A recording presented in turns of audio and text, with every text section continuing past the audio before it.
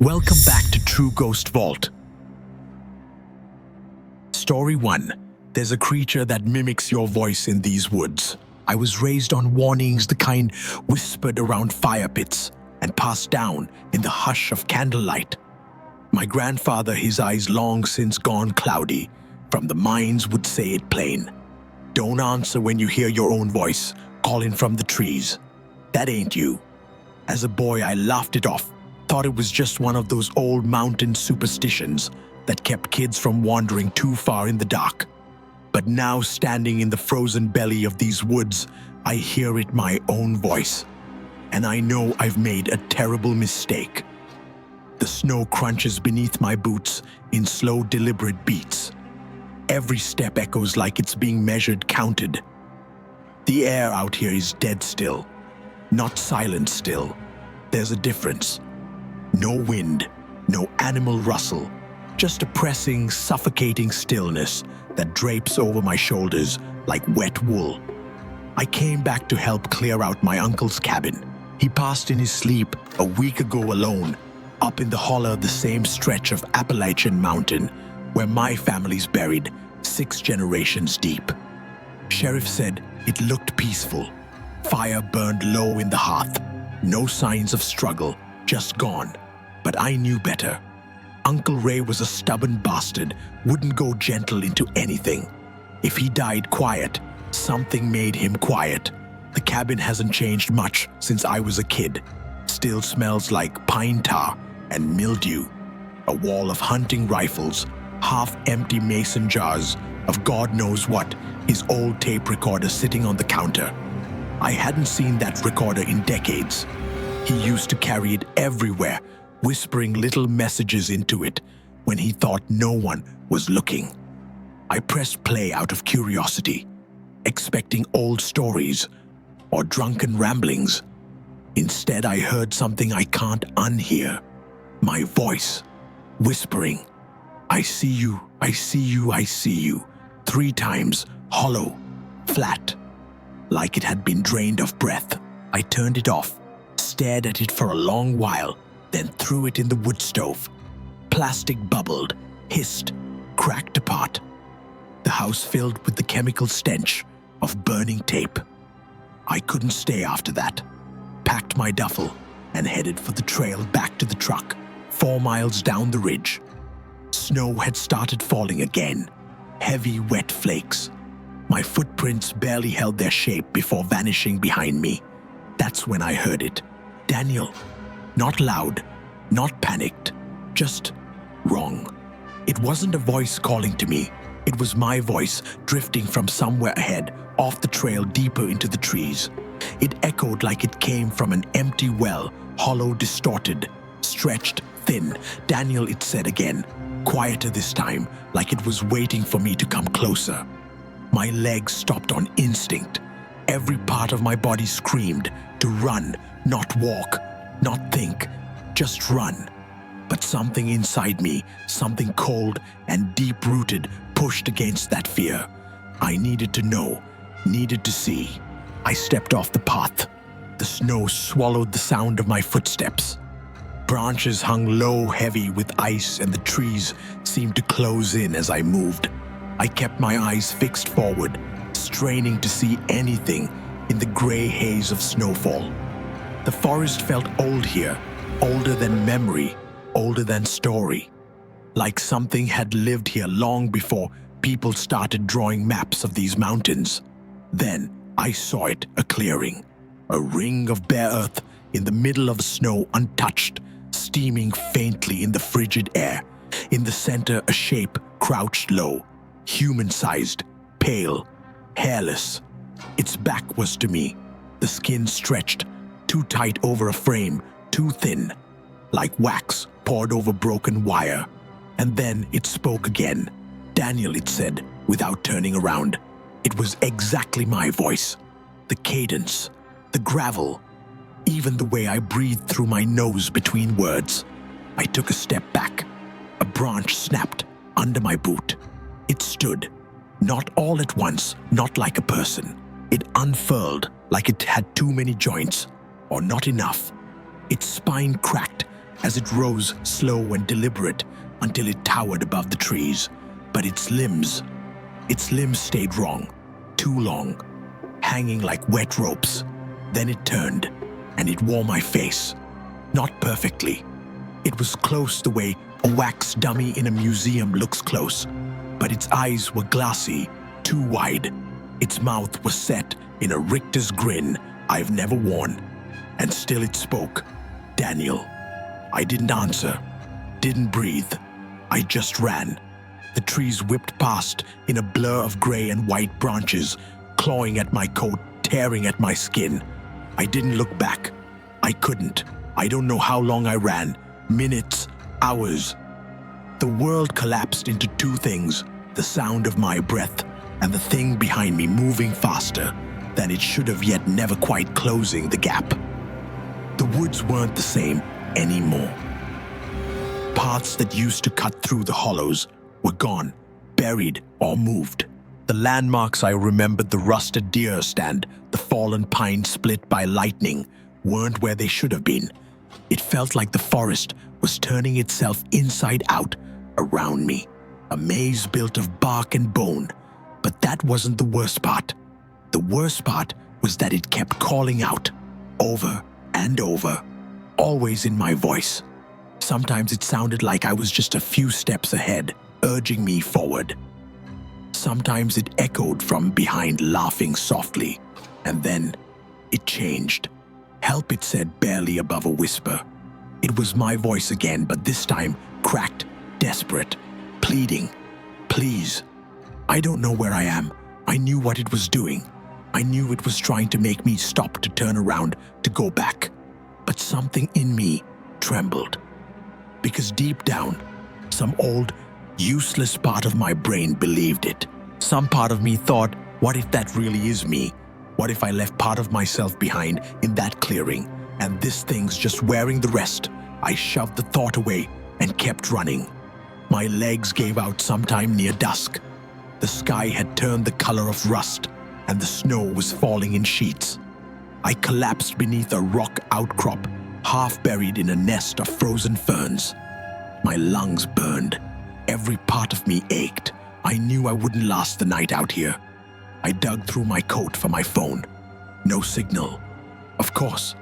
But the flashlight worked, and that beam of sterile white light felt like the only real thing left in the world. I held onto it like a weapon, sweeping the trees, waiting for something to twitch, to blink, to breathe. And then I heard it again, but not in my voice this time. Danny, my mother's voice, soft, full of sorrow. Come here, baby. Please, I'm so cold. I hadn't heard her voice in 15 years, not since she hung herself in the barn behind our old house. And yet here it was, curling through the trees like smoke, sweet and wet with grief. No, I whispered, you're not real. But it kept going. You left me all alone. You forgot me. That thing was digging, ripping through my memories, pulling out pieces like rotten teeth and stringing them into bait. I pressed my hands over my ears, squeezed my eyes shut, and tried to breathe. Slow, even, stay real. That was what Grandpa always said when the forest got too deep and your thoughts got too loud. Stay real, Daniel. These woods will take pieces of you if you let them. And then the flashlight flickered. The beam sputtered once, twice, then died. Total blackness fell like a curtain. No moon, no stars, just the sound of our snow whispering down through the branches, and something else. Something wet, slithering. The voice came again, inches from my ear now. Danny. And this time I felt breath. Hot, sour, real. I turned the light back on with shaking hands. Nothing. Just trees. Just snow. But I knew it was standing right there in the dark, smiling. I didn't sleep that night. I sat with my back against the rock face, knees pulled tight to my chest, flashlight clenched in one hand like it could ward off death itself. Every sound made me flinch. Every whisper of wind felt like fingers brushing my skin. The snow thickened through the night, muting the world until even my own breathing felt like an intrusion. The voices didn't stop. They changed slowly, deliberately, shifting through people I'd known, people I'd lost. My father shouting at me from the grave. My high school friend who shot himself in junior year. My ex-girlfriend, her voice brittle with betrayal. All of them pleading, accusing, weeping. Sometimes they even laughed not in joy, but in that empty bone-hollow way that sick people laugh when they finally accepted something unspeakable. At some point, I began to wonder if I died out there, if the cold had slipped into my bones and I was just hallucinating the rest. I stared at my hands, watching my fingers tremble, wondering how long I had before frostbite set in, wondering how long I had before it came back. I must have passed out, or maybe I blacked out. I don't know. But when I opened my eyes again, the sun was rising weak and gray through the snow-choked trees. I stood on legs that didn't want to hold me, and I walked. Nowhere in particular, just away. The forest looked different by daylight. Less like a nightmare, more like a forgotten dream. But the silence was worse. Not still, like before. This was expectant, as if the trees were waiting, watching, holding their breath. I found the trail again around noon, or I thought I did. It looked like the path I'd come in on, carved between two sloped ridges lined with frostbitten birch. But it was too clean, untouched, no boot prints, no signs of passage, just a straight, snow-covered corridor leading deeper into the woods. Still, I followed it, because I had to, because going back wasn't an option. The trail narrowed the farther I went. The trees pressed in, light dimmed, the snow stopped falling, and then just as the world felt like it might swallow me whole, I saw something up ahead. A cabin, old but intact, smoke curling from the chimney, lights flickering behind frosted windows. Relief surged through me so suddenly it made me dizzy. I stumbled toward it, half laughing, half weeping, hands outstretched. I didn't care who lived there. I didn't care if they had a phone. I just needed someone. I knocked. The door creaked open on its own. Inside it was warm. The hearth blazed. A pot of something dark and sweet-smelling boiled on the stove. And there, in the middle of the room, sat a man, facing away from me, silent. "Hello," I said. He didn't move. I stepped closer. The room felt off, too quiet, too still. And then he spoke. In my voice, I knew you'd come back. He turned around. It was me, perfectly. Same coat, same scars, same wild, hollow eyes. But he smiled. I smiled, and there was nothing behind it.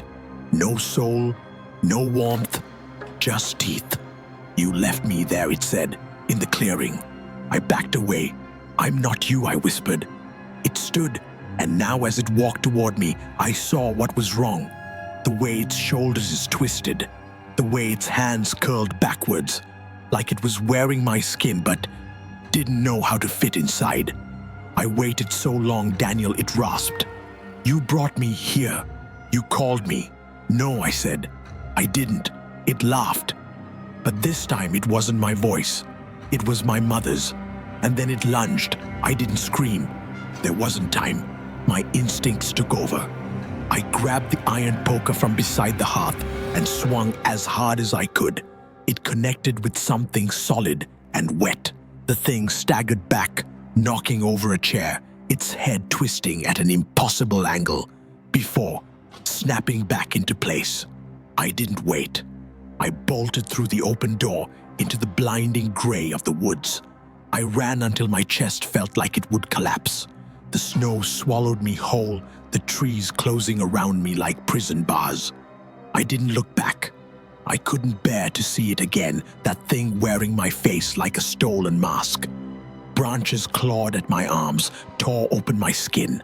I kept running, and then I heard it, not behind me, ahead. "Help, please, somebody." My voice again, but not from the creature, from someone else. I crashed into a clearing, nearly falling. There, a second me, kneeling in the snow, bleeding, shaking. Thank God, he gasped, looking up with my face. You have to help me. It took something from me. It's trying to become me. I froze because this second doppelganger looked real. The bruises were right. The clothes were torn like mine. There was blood on his hands. What are you? I asked, breathless. I'm you, he whispered. I never left the clearing. It split me, left something behind. You ran, I stayed. Behind me, the first one screamed, a sound that tore the world in half. It was neither voice nor howl. It was a memory being strangled, a sound made of grief and teeth and hunger.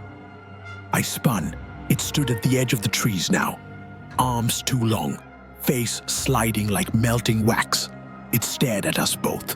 And then it spoke calm and patient. One of you is mine. That's when I understood. It didn't want both of us. It only needed one to follow one, to believe one, to answer. It had mimicked my voice to pull me in. But now there were two voices, and one would have to go. I turned to the second me. He looked terrified, broken. But in his eyes, I saw something deep and feral. You lied, I said. You're not me, he grinned. Only for a second, but it was enough. He lunged first. We struggled in the snow, fists flying, boots, kicking teeth, bared like animals. I don't remember grabbing the rock. I don't remember bringing it down. Again and again and again. When it was over, the thing lay still. Its face had already begun to shift, not into mine, but into something else. Something older, wetter, like mold, blooming in fast motion. The other stood at the edge, watching. It said nothing, just smiled, and vanished into the trees. I wandered the forest for hours afterward, blood freezing to my sleeves' legs, dragging through knee-deep snow ice, too hollow to cry. My mind split down the middle part of me, repeating, you're alive, and the other whispering, what if you're not the one who won? When I finally reached the road, I collapsed. A hunter found me near dusk, delirious and frostbitten, babbling about voices and mirrors and skin. He said I looked like I'd been running for days. Said I kept repeating my own name like I was trying to remember who I was. The doctors said I was lucky. Said I must have hallucinated from exposure trauma, maybe even guilt over Uncle Ray's death. But they didn't see the face in the snow. They didn't hear the perfect mimicry of sorrow, of memory, of me. They didn't hear what it said to me when I was alone in that clearing, bleeding and broken. You're mine now. Weeks have passed. The snow is melting. The nights are quieter. But something's wrong. At first it was small things. Waking up in the wrong clothes. Doors open that I know I locked. My neighbor waving to me confused, saying I thought you already left this morning. And then came the phone call from my number. I answered, no sound, just breathing, deep, patient. Then softly in my voice, you made the wrong choice. Now I hear it every night, from the trees behind the house, from the reflection in my window, from the old tape recorder I burned and buried, but somehow found on my kitchen counter, perfectly intact. It mimics more than voices now. It mimics me. Sometimes I wonder if I did die in that clearing, if what came back is just a mouthful of memories sewn into skin. But the truth doesn't matter anymore, because every time I speak, I'm not sure if it's me who's talking. Even now, if you listen closely, you might hear it whisper your name. If you crave more true ghost stories, subscribe to True Ghost Vault now.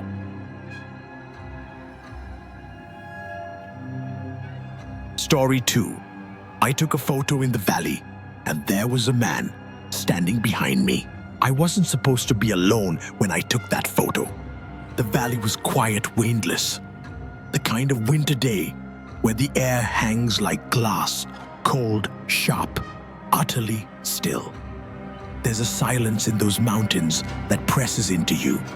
Not peaceful, not natural, like the earth is holding its breath. I came to the Appalachian Valley to forget. That's what I told myself. To hike, to photograph the landscape, to be away from people. After what happened with Lucy, I needed distance from the city, from memory, from everything soft and warm. But grief doesn't stay behind. It laces itself into your breath, your boots, your blood. You carry it whether you know it or not. The trail wound down through bare oak trees, snow crunching underfoot, frost hanging like cobwebs. I'd brought my camera, a battered old Canon I hadn't used in years.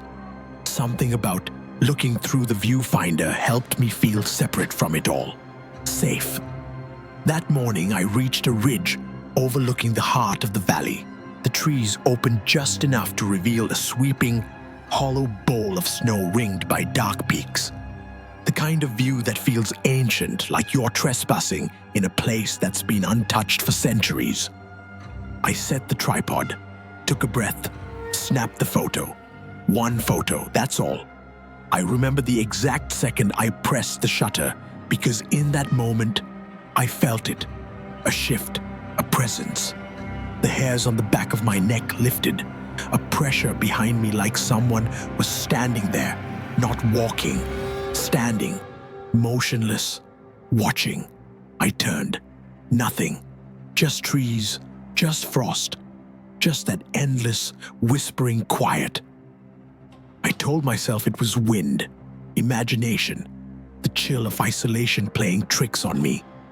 I packed up, headed back to the trailhead. Didn't even look at the photo until that night back at the cabin I'd rented 2 miles up the road. I connected the camera to my laptop, pulled up the file, and everything stopped. There, in the far right corner of the frame, stood a figure, half hidden in shadow, just at the tree line, wearing dark clothes, no face I could see, just there, behind me, in that frozen, empty valley. I stared at the screen for minutes, my pulse thudding in my throat. The timestamp confirmed it, 10:14 a.m. The exact moment I'd felt it. The presence, the breath on my neck. I tried to zoom in, but the pixels broke apart, blurry and jagged. No features, no details, just a silhouette, a suggestion of a person where no person should have been. I checked every other shot from that day. Nothing, no movement, no signs of life, just that one image. I should have left then. I should have packed my gear, gotten in the car, and driven until the mountains were a rumor in the rearview mirror. But I didn't. Because part of me needed to know, and the rest of me already knew the answer. That night, I barely slept. I lay in the dark, the laptop screen still glowing across the room, that photo frozen in place, the figure watching me still and silent. Every time I closed my eyes, I imagined footsteps crunching through the snow outside. I imagined a knock at the window. I imagined waking to find that figure standing at the foot of my bed, face just out of reach, breath steaming in the winter air. I told myself it was nothing, a trick of light, a smudge on the lens. Maybe a hiker I didn't hear, though I knew how absurd that was. The valley is hours from anywhere. The trailhead is unmarked. I hadn't seen another soul since I arrived. Still, I went back the next morning. I had to. I needed to prove to myself there was nothing there. The sky was heavier that day, gray and low. The kind of sky that feels like it's leaning in, listening. I hiked the same route, every step dragging with dread. When I reached the same ridge, I hesitated. The clearing lay ahead, white and still. It looked untouched. No footprints, no wildlife. Just an eerie, dead quiet, like the world had paused. I took another photo. Same angle, same composition. I held my breath. Clicked. Nothing. I checked the preview. No figure. I exhaled. Relief started to flood in, but then I noticed something strange. In the trees to the right, not a figure, a tree. Split down the center, blackened at the edges like it had been struck by lightning. I hadn't noticed it yesterday. I was sure it wasn't there. I walked toward it, camera slung over my shoulder, breath fogging in short puffs. The air grew colder the closer I got. The bark on the tree was charred, but there hadn't been a storm. No sign of fire anywhere else. Just this one tree split hollow like a wound in the forest. And there, at the base, something was carved into the wood. A symbol. Not words, not letters, just a circle with a jagged line cutting through it. It looked old, faded, and deep, like it had been there for years waiting. A sound behind me made me jump. Snow shifting. I spun around. Nothing. But the light had changed. Everything was dimmer now, quieter. The snow didn't seem to fall, it just hung in the air like suspended ash. Then I felt it again. That pressure, that presence. I turned in a slow circle, heart pounding in my ears, trying to see where it was. And that's when I realized something that twisted my stomach. Cold, there were no footprints. Not mine, not anyone's, just white, perfect snow, untouched, like the forest had swallowed everything behind me, including the trail. I was alone, utterly alone, and something was watching. I stood there for what felt like hours, afraid to move. The wind had died completely. No birds, no branches creaking, just that dead silence again, too complete, too unnatural. The kind of silence that makes you feel like you're the only thing left alive in the world, and that something is very, very interested in that fact.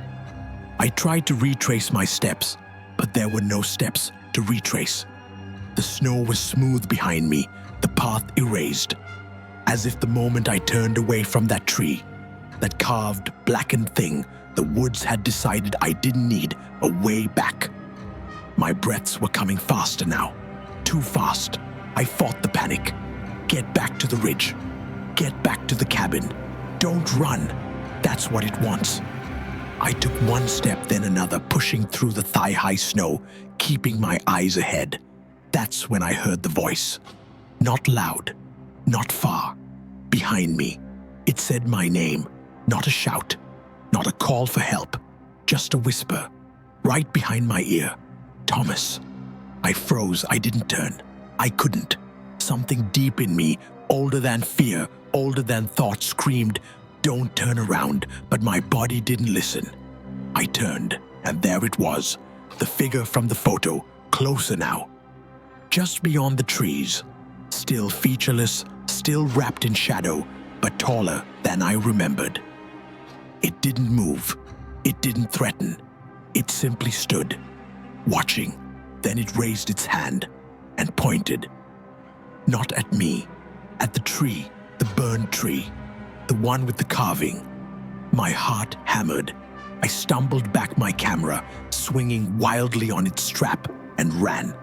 The valley isn't built for running. The snow dragged at my legs, the cold cutting into my lungs. I didn't know where I was going, just away.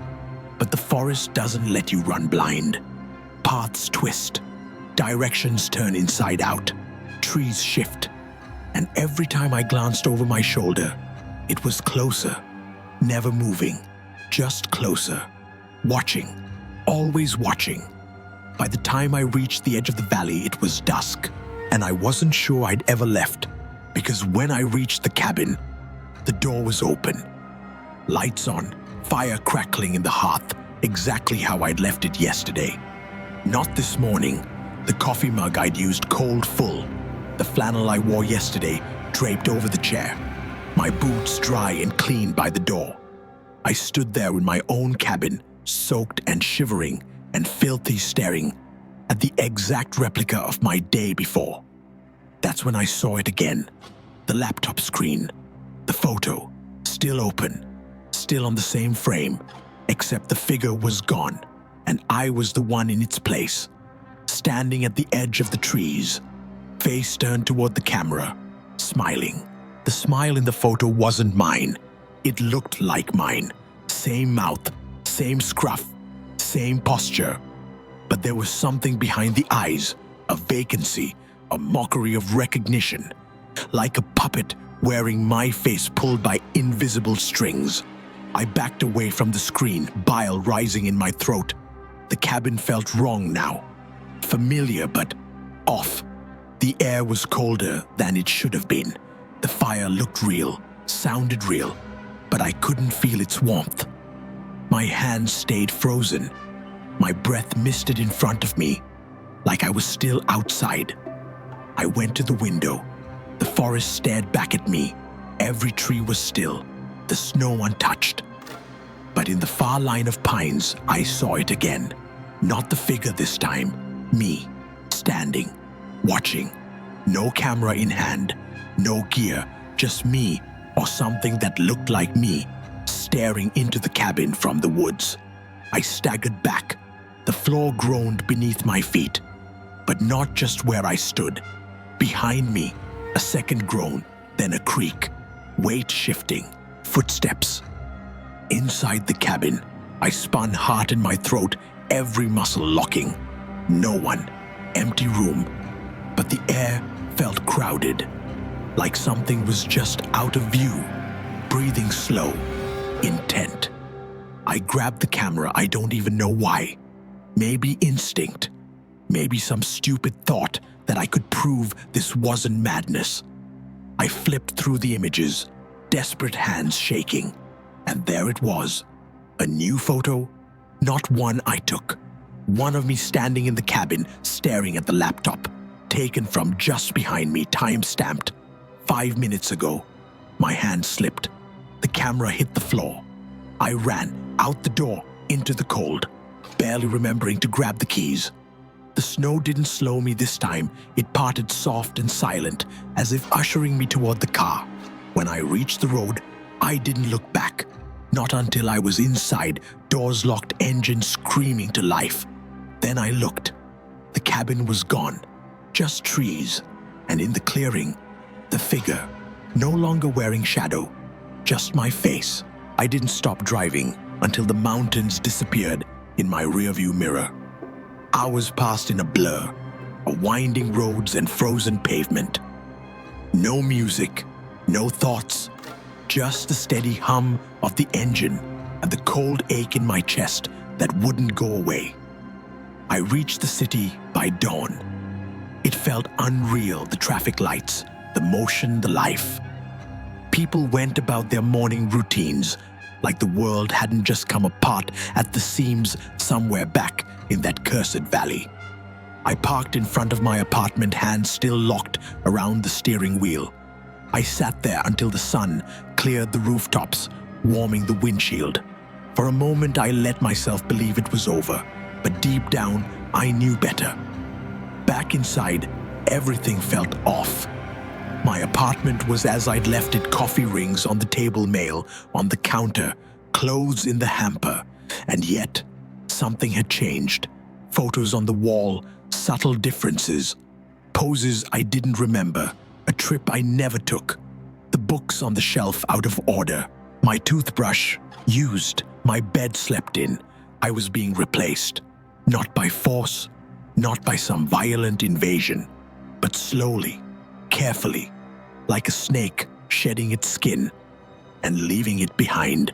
The laptop sat on the kitchen table, open, the same photo still on screen, except now the smile on my face had grown wider, wider than a human mouth should stretch, and the eyes were entirely black. I slammed the laptop shut, rushed to the mirror, stared at my reflection.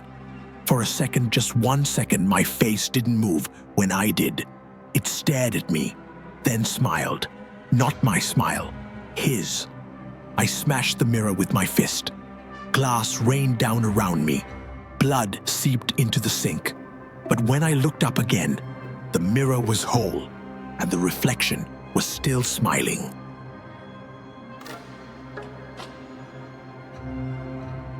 Story 3. The forest keeps returning the people who went missing, but they're not the same. We stopped calling it the woods a long time ago. Now people just say there with a glance toward the tree line and a silence heavy enough to kill a conversation mid-sentence. Nobody wants to admit what's been happening, not really. But everyone knows. Everyone feels it. They disappear in ones and twos. Hikers, kids, the occasional hunter. They slip between the trees and don't come back. Not for days. Sometimes not for weeks. Sometimes not for years. But eventually they do return. And that's the part nobody talks about. Because the ones who come back aren't the ones who left. The town of Ash Hollow has always been small, quiet, the kind of place you don't end up in by accident. Tucked deep in the folds of the Appalachian Mountains, flanked on all sides by dense forest, unlogged, unsurveyed, untouched for generations. Some families here can trace their roots back to the 1700s. Most never leave. I grew up here. My name's Jonah Pike. I used to think this place was home. I used to think I understood it. Then my sister vanished. Ellie was 17 when she went missing. Bright, loud, smarter than me by a mile. One Saturday she went hiking with her boyfriend, a familiar trail not even 5 miles out. They didn't come back. Search teams found his body 2 days later, torn open, face frozen in a scream they said didn't match the wounds. But Ellie, she was just gone. We buried an empty box. My mother folded in on herself after that. My father drank. I left town for college, desperate to forget the screaming in my mother's sleep, the broken silence at the dinner table. For years, I stayed away until I got the call. 8 years after she disappeared, Ellie came back. Naked, filthy, kneeling in the middle of the road just outside town, covered in ash and blood. Not her blood, and smiling. They took her to County General, kept her under observation, ran tests, blood work, scans. The doctors said she was malnourished, but otherwise unharmed. No signs of trauma, no scars, no frostbite, no infections, no broken bones. 8 years, and her body showed no evidence of time. But it wasn't the lack of damage that scared us. It was the eyes. Ellie had blue eyes when she left. Cornflower blue, like our mothers. Now they were black. Not bruised, not dilated. Black. Like the pupils had swallowed the iris. Like the forest had come back with her and filled her gaze to the brim. She didn't talk at first, just smiled. That same vacant smile. Like she'd heard the punchline to a joke nobody else understood. My parents didn't know what to do. They kept calling her name over and over, like the sound of it might reach her. But she just stared at them, tilted her head, smiled. I came back the next day. She looked at me like I was meat. There was no flicker of recognition, no tears, no trembling joy, just hunger. That's when I noticed the others. 2 more. A boy who vanished in '97 showed up in town last fall, hadn't aged a day. A woman who went missing before I was even born. They found her curled up behind the gas station, whispering songs in a language nobody could place. They were all the same, returned but not restored. Their families called it a miracle. I called it something else. Possession, replication, replacement. Because Ellie wasn't just silent and smiling, she was mimicking.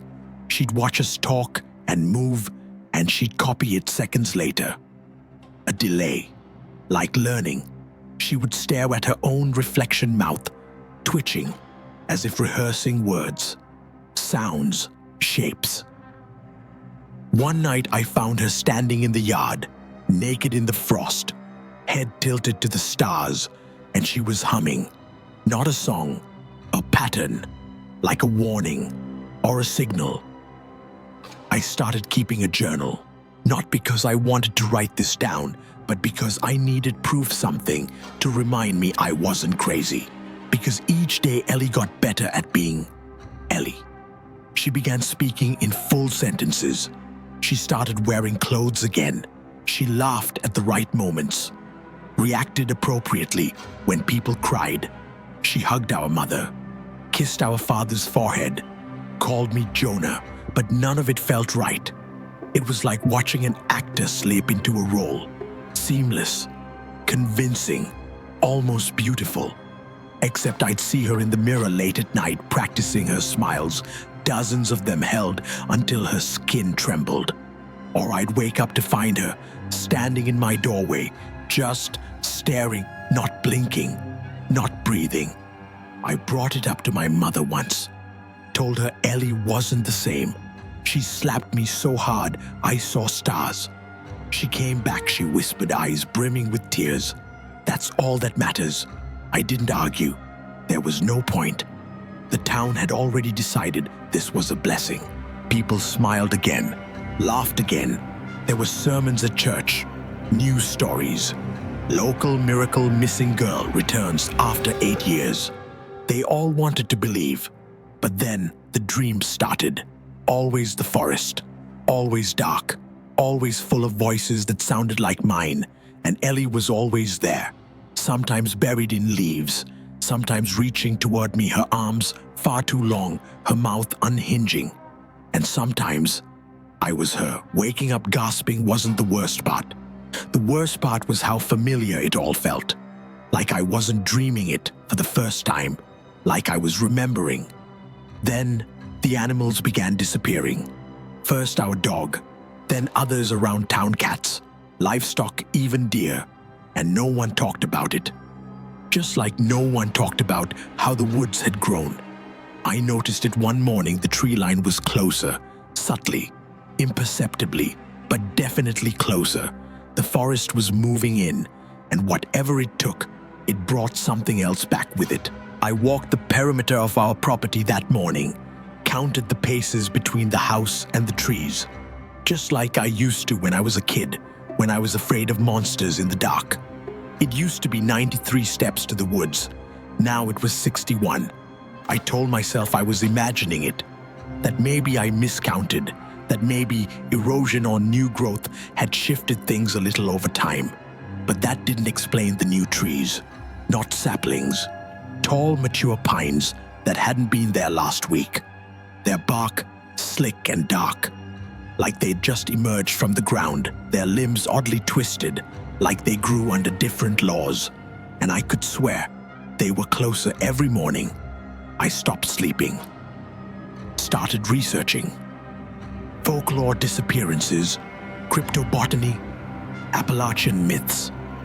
I dove into every dusty book and obscure website I could find. All roads led back to the same truth, dressed in different names. Wanderers who return, but not whole. Forests that trade, places that breathe. One legend chilled me more than the others. The Hollow Ones, a tale so old it predates language. Passed through carvings, lullabies, whispered warnings, spirits or creatures or something in between. They lure people into the woods, take them apart and rebuild them. Not in body, in essence. They wear your memories like skin, feed on familiarity, and once they've learned enough, they begin to spread. That's when I realized something.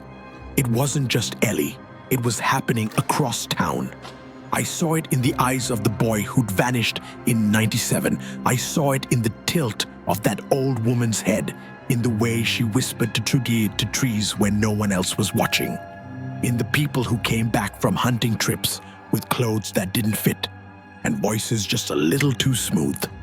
They weren't broken. They were learning. They were practicing. And we were letting them. Because grief is louder than reason. It all came to a head one night in late October. The air was brittle with frost. The moon was a pale smear behind the clouds.